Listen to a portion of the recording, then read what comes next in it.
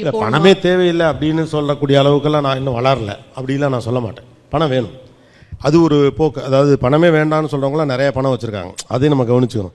24 மணி நேரம் நம்மளை உழைங்கன்னு சொல்கிறவங்க யாரும் 24 மணி நேரம் உழைக்கிறதுலாம் கிடையாது. அவங்களாம் சண்டே நிம்மதியாக தூங்குறாங்க, மத்தியானம் கரிசோறு சாப்பிட்றாங்க, வருஷத்துக்கு ஒரு தடவை ஃபாரின் போயிடுறாங்க, சந்தோஷமாக கால்ஃப் கிளப்பில் விளையாடிட்டு தான் இருக்காங்க. ஸோ பணமே வேண்டாம்னு சொல்லக்கூடிய அளவில் நம்ம வளர்ந்துருக்கோமா அப்படிங்கிறதுலாம் எனக்கு தெரியல. பணமே வேண்டாம் என்று சொல்லுவது தனிநபர் சம்மந்தப்பட்ட முடிவு. ஒன்று உங்களுக்கு அதிகமாக இருக்கிறது வேண்டாம்னு தோணும், எனக்கு இன்னும் அதுவே வரலைங்கிறப்ப பணம் என்பது ஒரு முக்கியம் தான். ஆனால் படிப்பு பணத்தை மட்டுமே ஈட்டுவதற்கான முயற்சி நீங்கள் நம்ப ஆரம்பிச்சிட்டிங்கன்னா உங்களுக்கு படிப்பு மேலே மரியாதை போய்டும். ஒன்று. ரெண்டாவது, வெறும் பணம் மட்டும் தான் அதுலேருந்து கிடைக்கும். அப்புறம் உங்களுக்கு சின்ன வயசுலலாம் பெருசாலாம் ஒரு பெரிய இதெல்லாம் இருக்காது. நான் ஒரு 7,000 ரூபாய் சம்பாதிக்கிறப்ப என்னுடைய பெரிய டார்கெட்டே ஒரு 10,000 ரூபா சம்பாதிச்சு. நான் சென்னைக்கு வரப்போ தான் நினச்சேன் 10,000 ரூபா சம்பாதிக்கணும் லைஃப்பில் அப்படின்னு. அந்த கனவை, அந்த 10,000 ரூபா சம்பாதிச்சு நம்ம என்னென்னலாம் பண்ணணும், நம்ம அப்பப்பெல்லாம் கனவு காணுவோம்ல, அது மாதிரிலாம் நான் அடிக்கடி கனவெல்லாம் காணுவேன். 10,000 ரூபா சம்பாதிச்சு என்ன பண்ணணும்னு.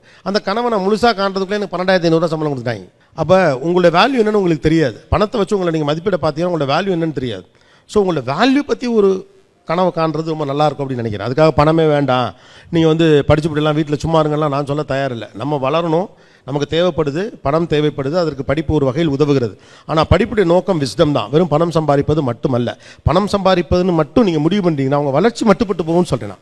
ஏன்னா உங்களுக்கு இப்போ இருக்கக்கூடிய கணக்கை வச்சு தான் தோணும் இல்லையா. இப்போ இங்கேயே கேட்டிங்கன்னா உங்களுக்கு ஒரு லாட்ரி தர்றேன், உங்களுக்கு எவ்வளோ விளையாடணும்னு கேட்டிங்கன்னா 1 கோடி பேர்னு சொல்லுவாங்க, 2 பேர். சில பேர் 4 கோடி ரூபா சொல்லுவான், மிஞ்சி போனால் 5 கோடி ரூபா சொல்லுவாங்க. 1000 கோடி ரூபாலாம் யாரும் சொல்ல போகிறதே இல்லை. 100 கோடி ரூபா விழணும் அப்படின்னு யாராவது கேட்க போகிறோமா என்ன? அதெல்லாம் வேண்டாப்பா, நம்ம சிம்பிளாக இருப்போம். 100 கோடி வச்சுக்கிட்டு என்ன பண்ணுறது நமக்கு தெரியாது.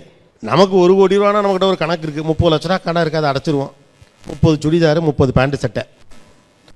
கல்யாணம் ஒன்று சிம்பிளாக நீட்டாக முடிச்சுட்டு 20 லட்ச ரூபாய் பேங்க்கில் ஃபிக்ஸட் டெபாசிட்டில் போட்டால் பேசாமல் இருக்கலாம், அவ்வளோதான். 1 லட்ச ரூபாய் கணக்கு வச்சுருக்கோம். அப்போ பணத்தை வச்சுருக்கப்ப கணக்கு வரும், விஸ்டம் வச்சுருக்கப்ப உங்கள் வேல்யூ வரும். உங்கள் வேல்யூ 100 கோடியாக இருக்கலாம், உங்கள் வேல்யூ 10,000 கோடியாக இருக்கலாம். உங்கள் வேல்யூ எல்லாருக்குமே ஆளுக்கு 1 கோடி சம்பாரிச்சு கொடுக்கக்கூடிய அளவு கெப்பாசிட்டி உள்ள ஆளாக நீங்கள் இருக்கலாம்.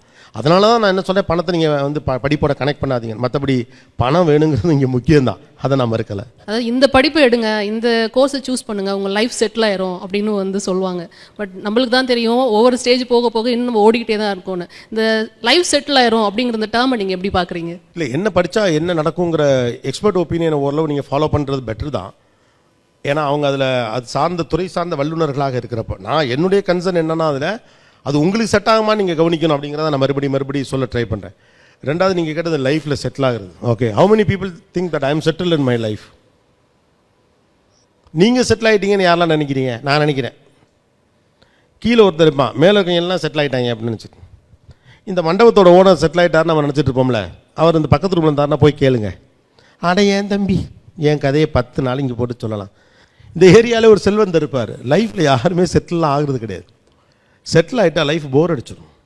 Don't try to settle, try to proceed. அதென்ன செட்டில் ஆகிறது? செட்டில் ஆகிறதுக்கான டேர்ம்ஸ் மாறிக்கிட்டே இருக்குல்ல. ஒரு வீடு இருந்தால் நீங்கள் செட்டில்னு ஒரு காலத்தில் சொன்னால், ஒரு காலத்துலலாம் ஒரு வேலை இருந்தாலே நீங்கள் செட்டில்டு. ஒரு சொந்த வீடு இருந்தால் செட்டில்டு அப்படின்னானுங்க. அப்புறம் அந்த வீடு பெங்களூரில் இருக்கணும் நானும், ரைட்டா. ஒரு வீடுன்னா பத்தாவது, அது ட்ரிபிள் பெட்ரூம் இருக்கணும் அப்படின்னாங்க. அதுக்கப்புறம் ஈசிஆரில் ஒரு வீடு இருக்கணும் அப்படின்னாங்க. அப்புறம் மாமனார் வேறு பணக்காரனாக இருக்குன்னாங்க, பொண்ணு படித்ததாக இருக்குன்னாங்க, அழகாக இருக்கணும்னாங்க, 2 குழந்தைன்னாங்க. எது செட்டில்டு? Nothing is settle.